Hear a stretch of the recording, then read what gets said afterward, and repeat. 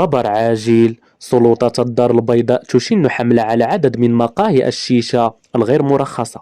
إذا كالعادة قبل أن نمر للتفاصيل المرجو دعمنا بلايك لكي يصل هذا الفيديو لأقصى حد ممكن وتعم الفائدة على الجميع، وشكرا. أقدمت سلطات الدار البيضاء على مداهمة عدد من مقاهي الشيشة المتواجدة بوسط المدينة في الأيام الأخيرة، وذلك بعد ورود عدد من الشكايات بخصوصها.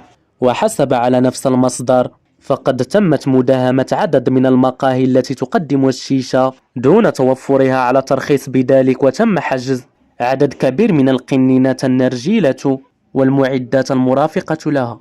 وبالإضافة لذلك جرى أيضا توقيف مسيري تلك المقاهي في انتظار تقديمهم أمام النيابة العامة المختصة، وذلك لكونهم يقدمون أنشطة محظورة في ظل غياب التراخيص الرسمية.